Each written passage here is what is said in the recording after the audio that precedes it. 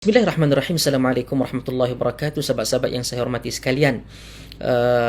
Mungkin agak lama saya tidak membuat rakaman sebegini, memberikan komentar terhadap isu-isu semasa, khususnya selepas daripada PRU yang ke-15. Namun, pada kali ini saya ingin memberikan respon pandangan saya terhadap satu warkah terbuka ataupun surat terbuka yang ditulis oleh Presiden PAS Tuan Guru Tan Sri Haji Abdul Hadi Awang kepada jemaah haji dan umrah yang tidak mengundi. Tulisan ini agak sedikit panjang, namun di peringkat awal ia memberikan mukaddimah yang berbagai, khususnya berkaitan dengan ingatan Allah Subhanahu Wa Taala, berkaitan dengan perjuangan, berkaitan dengan jihad, berkaitan dengan kefahaman yang betul, fiqh aulawiyat dan berbagai lagi. Namun saya akan pergi kepada beberapa conclusion ataupun kesimpulan yang akhirnya nanti saya akan kaitkan dengan mukaddimah itu tadi. Baik. Kerana sudah tentu dalam mana-mana tulisan akademik, ini termasuk yang mungkin boleh dikatakan sebagai syibih ataupun separa akademik, mempunyai kaitan antara mukaddimah dan juga isi dan juga kesimpulan yang ingin dibuat. Kalau kita lihat apa yang menyebabkan Tuan Guru Tan Sri Abdul Hadi Awang membuat tulisan ini, beliau menyatakan bahawa berkaitan dengan jumlah pengundi yang keluar di dalam PRU yang lalu, di kalangan orang Islam hanya sekitar 60%. Tulisan beliau menunjukkan orang Islam yang tidak menunaikan kewajipan mengundi walaupun alasannya kerana ibadat haji dan umrah, malah ada yang menunggu upah, duit dan sebagainya. Kesimpulan yang ingin diberikan isyarat, keadaan ini dibimbangkan. Beliau tidak secara jazam menyatakan inilah kesimpulannya, tetapi beliau memberikan isyarat dibimbangkan mereka telah melakukan dosa besar yang telah melanggar perintah Allah Ta'ala yang dinyatakan oleh Nabi sallallahu alaihi wasallam, wattawalli yaumaz zahaf, iaitu berundur ketika musuh mara menentang Islam dalam peperangan, ketika mana nampak musuh berada di hadapan dan lari daripada medan perang. Ini adalah satu kesimpulan yang bagi saya sangat-sangat berat, kerana menyamakan pengundian yang mempunyai berbagai halangan dan juga tentang lari daripada medan perang. Satu qiyas yang sangat jauh, Tuan Guru. Sangat jauh dan tak benar. Bagi saya tak benar. Kerana ia adalah dosa akbaril kabair, dosa-dosa besar antara yang 7 ataupun 10 yang Nabi SAW ingatkan kita jangan untuk lakukannya. Dahlah ia dosa besar dan di antara dosa-dosa yang besar di kalangan dosa-dosa besar. Tak boleh macam ni. Kerana haji dan umrah, pertama, untuk haji tak mungkin berlaku kerana pada bulan 11 yang lalu dan bulan 12 yang lalu bukan waktu haji. Kalau ada yang pergi umrah pun itu boleh dipertikaikan, kerana mereka tidak tahu untuk waktu pilihan raya itu berlaku bila.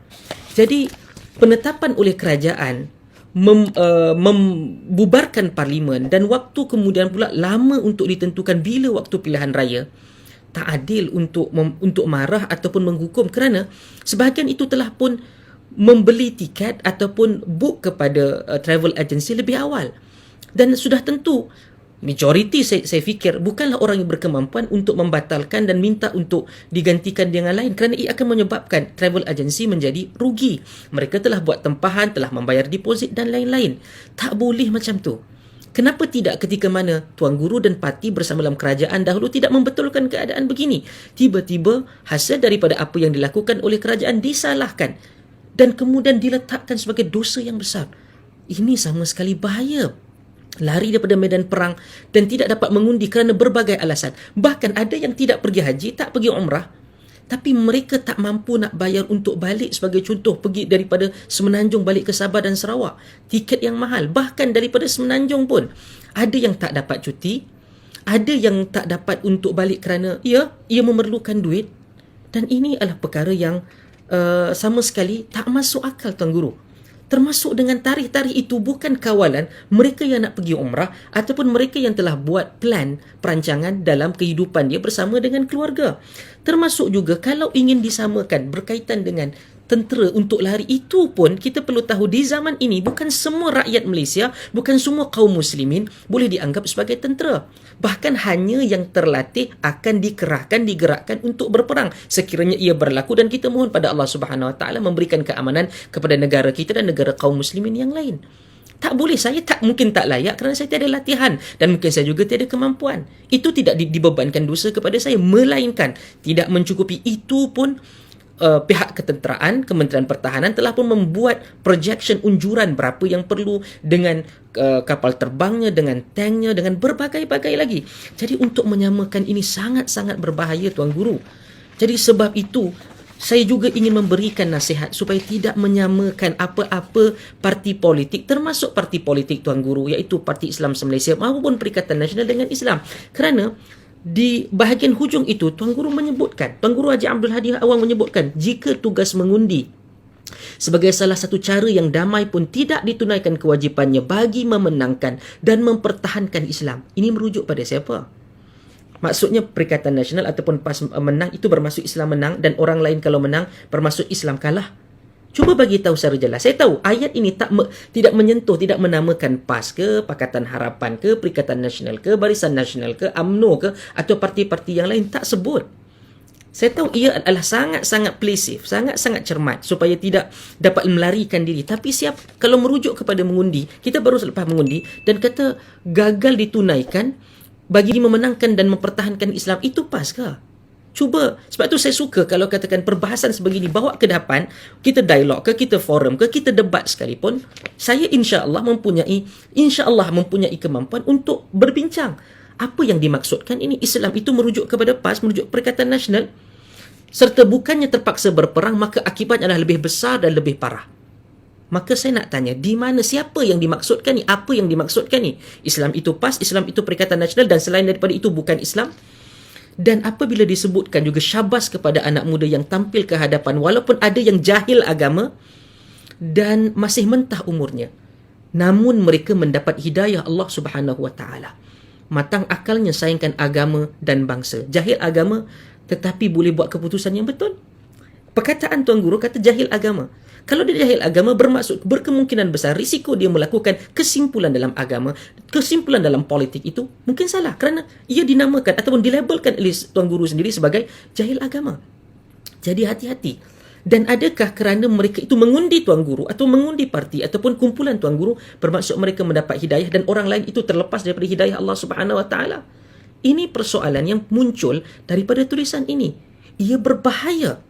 Dan kalau kita lihat juga kepada, dan kemudian dibawa perkataan itu tentang ayat dalam surat Al-Kahf, innahum fityatun amanu bi rabbihim wa zidnahum huda, ayat yang ke-13, dan juga membawa penafsiran ulasan daripada Muhammad bin Ajlan rahimahullahu taala berkaitan dengan ayat suratul Mulk ayat 1 dan 2, ayyukum ahsanu amala wa lam yakul aktsaru amala. Allah tidak berkata yang paling banyak amalannya tetapi paling baik amalannya. Apa dia yang as-sahhu amalan? Apa dia yang paling baik dan paling betul itu? Yang paling baik dan paling betul itu adalah dengan mengundi parti sokongan ataupun parti blok Tuan Guru dan tidak orang lain. Tolong hentikan menggunakan ayat Quran bagi mengisyaratkan. Kalau tidak berani ataupun secara berhati-hati untuk tidak mahu menyebutkan secara jazam, buat main macam ni jangan. Tolonglah hentikan. Ini agama Allah, bukan kita punya. Boleh sahaja untuk mengkritik. Anda sebutkan tentang DAP, boleh saja kritik, bongkar sekiranya berlaku salah takbir, rasuah, saya pun seronok. Bukan semua yang saya setuju dengan DAP, bahkan ada watak-watak yang memang celupat dan juga perlu untuk ditegur, ya. Tapi guna agama untuk mentakmimkan, generalisekan, seakan-akan termasuk yang Islam ada di situ adalah mereka yang melawan Allah dan Rasulnya. Kesimpulan ini membawa kepada beberapa persoalan yang awal, iaitu mukaddimah tulisan Tuan Guru yang berkaitan dengan jihad. Adakah PRU dan PRN yang akan berlangsung nanti ni, PRN nanti ni adalah satu jihad yang berubah katanya daripada fardu kifayah kepada fardu ain? Adakah itu maksudnya? Tolong berani untuk memberikan secara jelas. Dan kemudian dibawa tentang kisah riddah di zaman Sayyidina Abi Bakr As-Siddiq, iaitu melawan orang-orang yang murtad. Adakah pihak lawan Tuan Guru, Parti PAS atau Perikatan Nasional dalam PRU ataupun PRN nanti adalah seperti mereka yang berada pihak berseberangan dengan Sayyidina Abi Bakar, iaitu orang yang murtad? Berbezalah, saya tak ada masalah. Ini demokrasi. Tapi kalau ini yang cuba untuk disampaikan, berat ni. Membawa cerita tentang Abdullah bin Mubarak. Benar. Kisah Abdullah bin Mubarak ini adalah satu kisah yang cukup masyhur. apabila Abdullah bin Umar Amirul Mukminin fil hadis, tokoh besar dalam ilmu hadis, perkataan-perkataan yang digunakan oleh kami yang belajar dalam ilmu hadis, yang mengajar dalam ilmu hadis berkaitan dengan beliau menyatakan laulal isnadu laqala man sya'u ma sya'. Sekiranya tanpa sanad, orang akan bercakap apa yang mereka mahu. Dan juga beliau disebutkan memberikan nasihat kepada Al-Qadhi Fudail bin Iyad tentang satu syair dia yang begitu terkenal, ya abid al-haramain law absartana la'alimta annaka fil ibadati tal'abu man kana yakhdibu khaddahu bidumu'ihi fanuhuruna bidima'ina tatakhaddabu. Betul. Ya abid al-haramain, wahai abid, orang yang kuat beribadah di dua tanah haram. Law absartana, sekiranya kau lihat kami, la'alimta annaka fil ibadati tal'abu, kau akan lihat bahawa ibadah-ibadahmu itu hanyalah sekadar permainan. Man kana yakhdibu khaddahu bidumu'ihi, orang yang pipinya berlumuran air mata kerana khusyuk beribadat, takut kepada Allah. Fanuhuruna bidima'ina tatakhaddabu, ketahuilah bahawa leher kami berlumuran darah berjuang kerana berperang lawan musuh Islam. Adakah nak disamakan bahawa lawan dalam pilihan raya ini ada kaum muslimin, dan ramai kaum muslimin juga di Malaysia yang tidak bersetuju secara politik dan juga secara kefahaman agama dengan Tok Guru dan Tuan Guru, dan juga parti Tuan Guru dianggap sebagai mereka yang kafir kerana Abdullah bin Mubarak ni dia lawan Rom kafir. Betul, Rom kufar yang melawan Islam. Ya, dia kufar. Apa buktinya? Buktinya berdasarkan apa yang disebutkan oleh Abdah bin Sulaiman Al-Marwazi. Dia menyatakan kunna fi sariyati ma'abdil Mubarak fi biladir Rum. Kami bersama dengan rombongan ketenteraan yang juga disertai oleh Abdullah bin Mubarak di negeri Rom, di negara Rom. Jadi mukaddimah dan kemudian sama sekali dibawa kepada kesimpulan ini cukup berbahaya. Ini seakan-akan seperti yang pernah Tuan Guru sebutkan. Saya ulang, saya bukan kata, yang ini juga boleh kita debatkan, boleh kita forumkan, tidak ada masalah. Dengan syarat datang hadir, bukan baling batu, sembunyi tangan, lari dan kemudian kata oh yang ni hanyalah budak kecil dan saya tak nak bertemu dengannya. Tapi anda keep writing and telling people with this kind of sentiment. هذا خطير جدا يا شيخ عبد الهادي, هذا خطير والله العظيم. اتق الله, takutlah pada Allah Ta'ala. Pada 7 April 1981, benda yang dikenali sebagai amanat Tuan Guru Haji Hadi, kalau kita baca tengok secara detail, style dia sama. Dia hampir tak lari, iaitu menentang yang ni UMNO, sekejap dia kawan, sekarang dia lawan. Iaitu dia tak lawan UMNO bukan kerana dia UMNO, bukan lawan Barisan Nasional kerana lama memerintah kerajaan. Dia menentang kerana mengekalkan perlembagaan penjajah, mengekalkan undang-undang kafir, mengekalkan peraturan jahiliah. Jadi dia perlembagaan penjajah, undang-undang kafir kerana ia peraturan jahiliah. 1981 sampai 2022 perlembagaan dia sama, Tuan Guru. Sama. Tuan Guru ketika mana angkat sumpah 19 hari bulan yang lalu, 19 Disember 2022, angkat sumpah untuk menjadi ahli parlimen. Sekali lagi, mestilah berjanji dan bersumpah mempertahankan perlembagaan. The same perlembagaan. Sampai sekarang Tuan Guru tak pernah retract balik, tak pernah tarik balik dan mengatakan bahawa perlembagaan itu bukan penjajah dan tidak kafir lagi. Okey? Kenapa saya kata kafir? Kerana disebutkan itu. Kerana itulah kita cuba berlawan dengan mereka. Percayalah saudara-saudara sekalian, perjuangan kita adalah jihad. Okey, mungkin jihad boleh maksud jihad yang berbagai. Ucapan kita adalah jihad, derma kita adalah jihad. Kalau kita mati melawan puak-puak ini, mati kita adalah syahid. Apa maksudnya? Mati syahid apabila melawan kufar. Adakah tak kala melawan parti-parti politik yang berseberangan, yang berbeza itu juga adalah sebahagian daripada kekafiran? Apabila mereka itu adalah kafir dan lawan mereka dan mati syahid. Ini satu kenyataan tidak bertanggungjawab. Dan ini patut untuk diangkat kerana isu sentimen agama dan perkauman itu menjadi lebih tajam. Dan saya harap pihak-pihak berkuasa agama ini dan juga penerangan itu menjadi lebih bukanlah agresif, proaktif. Panggil, buka dan perbincangan dengan harmoni supaya orang dapat jelas. Kerana ini dianggap sebagai tokoh agama, rujukan agama, sehingga kan untuk memangkah itu boleh membawa kepada, dengan secara direct membawa kepada syurga ataupun neraka, kafir ataupun tidak. Sekiranya betul apa dakwaan Tuan Guru berkaitan dengan DAP itu, kenapa sepanjang 30 bulan lebih beralam kerajaan tidak diharamkan, dibawa ke mahkamah, digantung pendaftaran? Sekali lagi, saya bukan mempertahankan DAP kerana ada watak-watak, sebahagian kecil watak-watak itu sangat-sangat membingungkan, sangat-sangat memarahkan saya dan kaum muslimin kerana komen-komen mereka dan seakan-akan cukup sensitif. Apa saja berkaitan dengan Islam, mereka akan komen dan cuba untuk memberikan pandangan berbeza dan melawannya. Tetapi tidak adil untuk kita takmimkan, generalisekan begitu.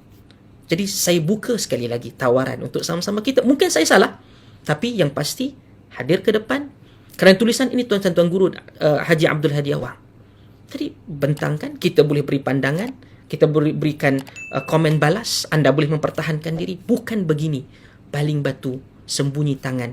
Ia sangat tidak gentleman dan agak sedikit bacul. Dan dengan penuh rasa hormat, saya tawarkan perkara itu dalam keluasan kita berwacana dalam negara dengan kerajaan yang baru yang terbuka untuk diberikan pandangan, kritikan, kerana ini adalah negara Malaysia dan jangan kita rosakkan kerana hanya sentimen yang perlu untuk dibukti ataupun belum dibuktikan. Maaf sedikit panjang kerana ia satu tulisan yang cukup panjang. Wallahu ta'ala. Kita jumpa lagi. Wassalamualaikum warahmatullahi wabarakatuh.